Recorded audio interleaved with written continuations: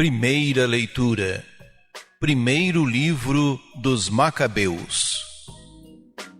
Naqueles dias, brotou uma raiz iníqua, Antíoco Epifanes, filho do rei Antíoco.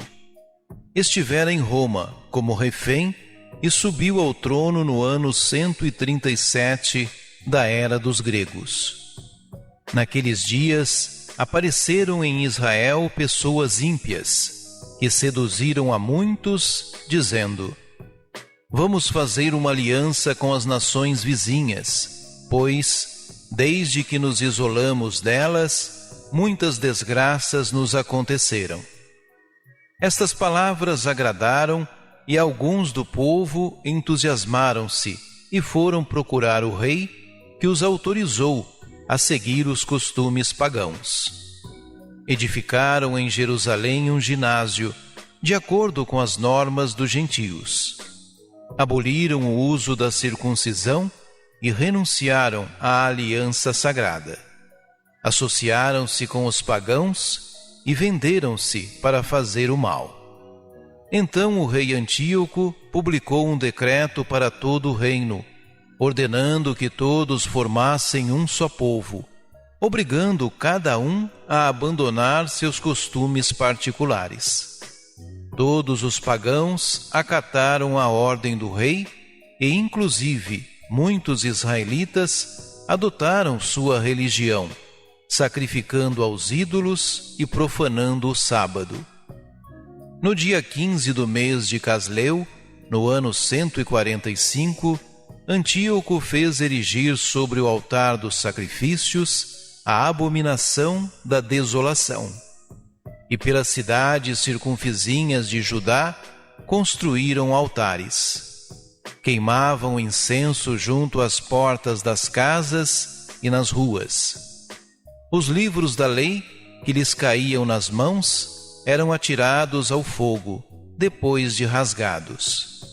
Em virtude do decreto real, era condenado à morte todo aquele em cuja casa fosse encontrado um livro da aliança, assim como qualquer pessoa que continuasse a observar a lei. Mas muitos israelitas resistiram e decidiram firmemente não comer alimentos impuros. Preferiram a morte a contaminar-se com aqueles alimentos.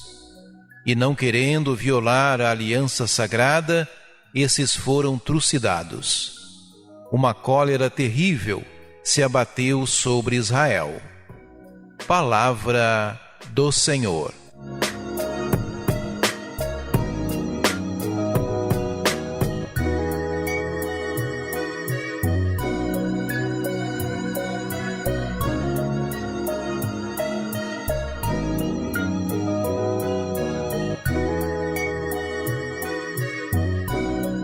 A helenização da Palestina, começada muito antes, acentuou-se com a conquista militar de Alexandre Magno, em 331 a.C.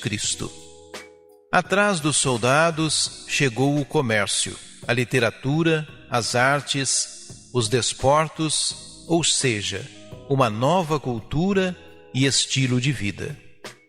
Esta nova cultura era uma ameaça para a lei judaica, que implicava umas exigências e um gênero de vida muito opostos ao estilo e aos gostos helênicos.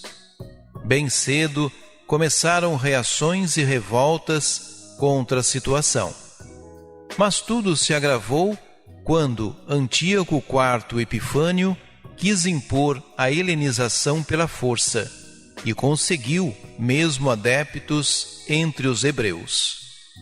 Com o edito, Antíoco IV pretendeu unificar os povos que lhe estavam submetidos, abolindo as leis particulares e as autonomias. Era a unidade procurada em oposição à vontade de Deus, como no mito da Torre de Babel. Mas o pior foi quando o rei pretendeu colocar um ídolo sobre o altar do Templo de Jerusalém e ordenou sacrifícios aos ídolos em todas as cidades de Judá. Os hebreus não podiam guardar os livros sagrados, mas deviam destruí-los. Quem desobedecesse à lei devia ser morto.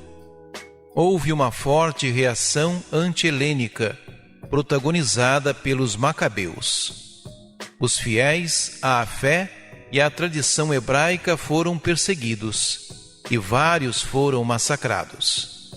Apesar de tudo, muitos se mantiveram fiéis à fé dos pais, seguindo escrupulosamente as suas tradições, nomeadamente no que se refere aos alimentos.